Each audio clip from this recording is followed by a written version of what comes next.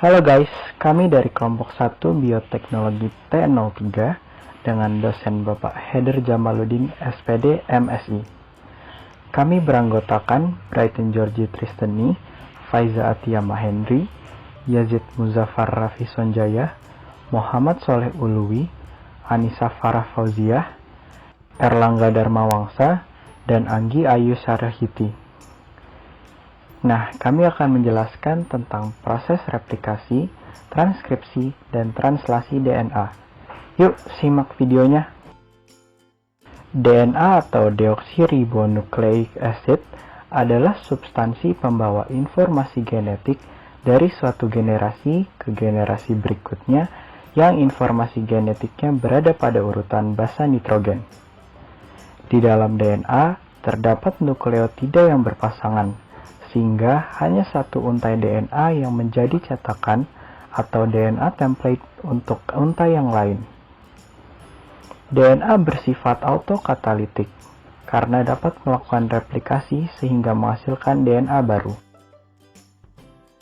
Replikasi DNA merupakan kemampuan DNA menggandakan diri sehingga diperoleh DNA. Replikasi DNA dibutuhkan pada saat terjadi pembelahan secara mitosis agar tiap-tiap sel hasil pembelahan mengandung DNA yang identik dengan induknya. Pada siklus sel, replikasi DNA terjadi pada fase S.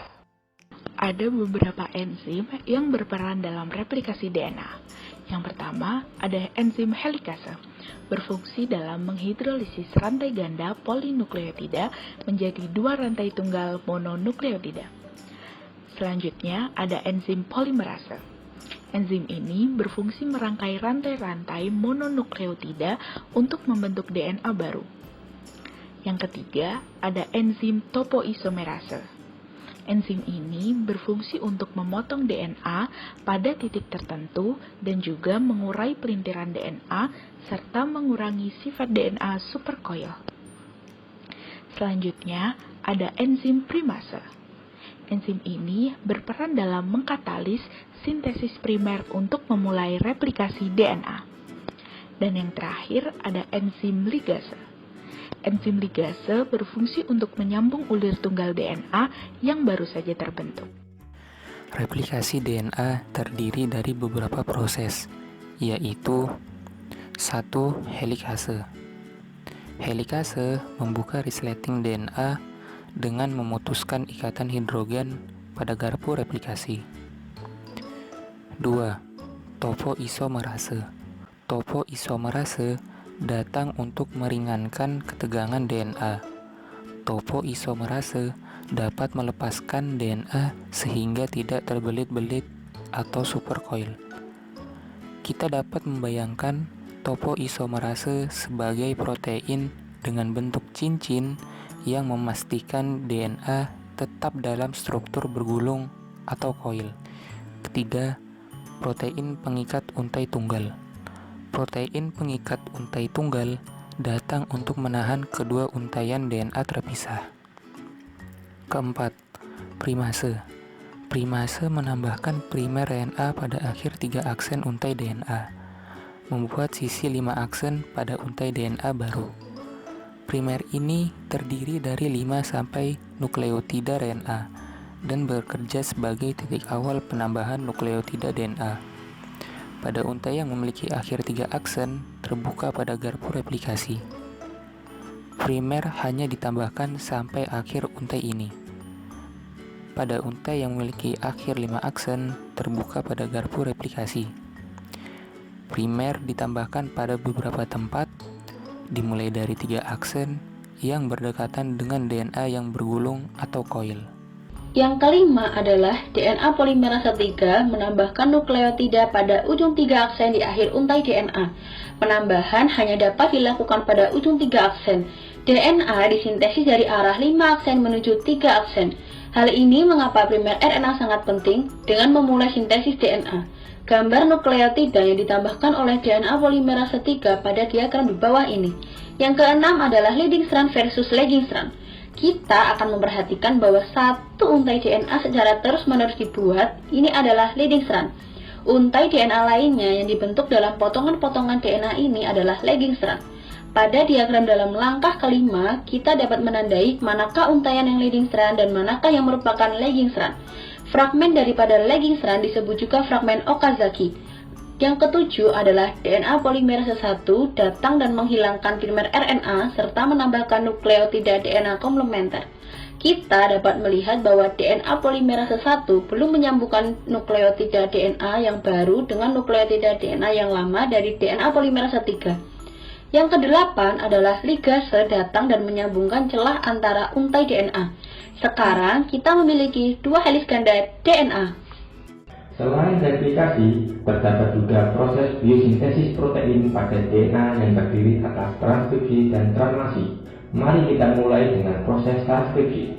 Proses transkripsi diawali dengan sintesis RNA dari salah satu rantai DNA sense atau rantai cetakan.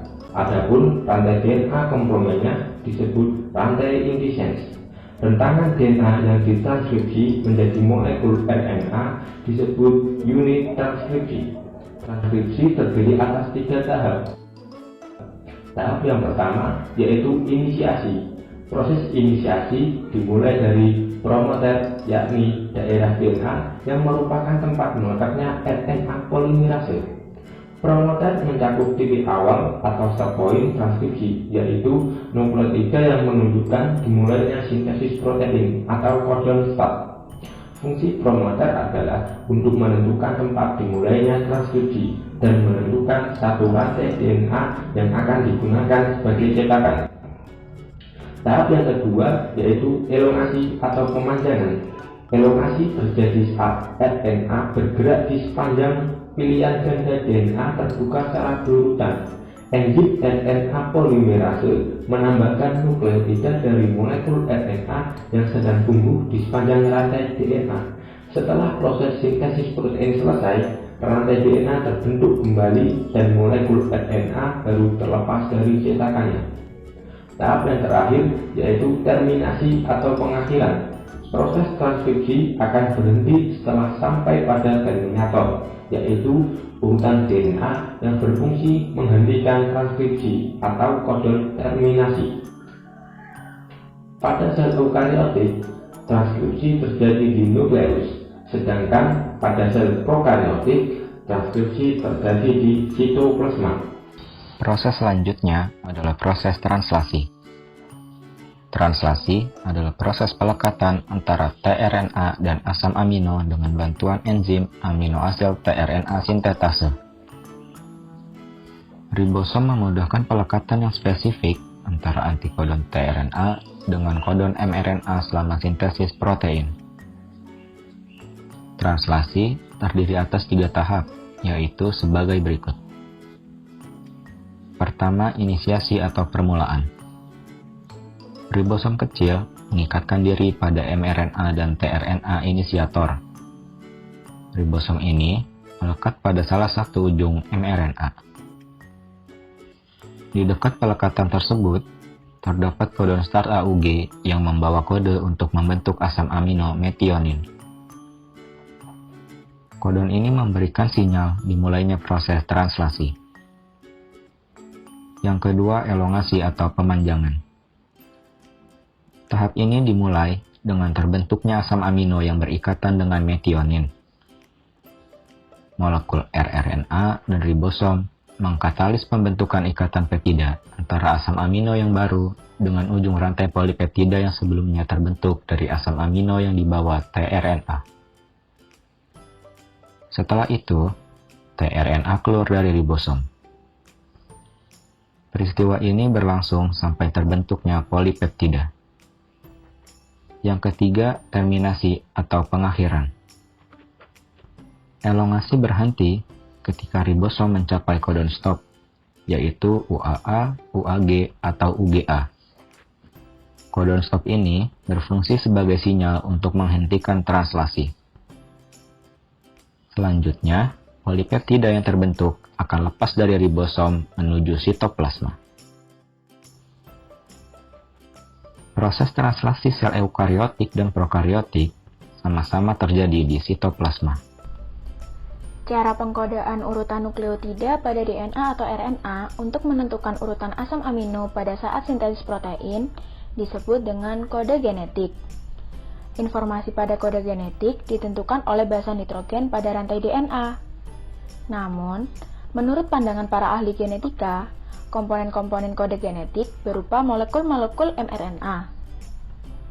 Molekul mRNA tersusun atas 4 macam basa nitrogen, yaitu adenin, urasil, sitosin, dan guanin. Dari keempat basa tersebut dapat disusun menjadi 64 kombinasi triplet codon. Karena jumlah asam amino hanya 20 macam, satu macam asam amino dapat dikodekan oleh lebih dari satu codon. Berikut adalah tabel codon asam amino. Berikut adalah beberapa sumber yang kami pakai untuk membuat materi pembelajaran ini. Sekian penjelasan kami tentang proses replikasi, transkripsi, dan translasi. Tetap jaga kesehatan dan tetap patuhi protokol kesehatan dimanapun kalian berada ya.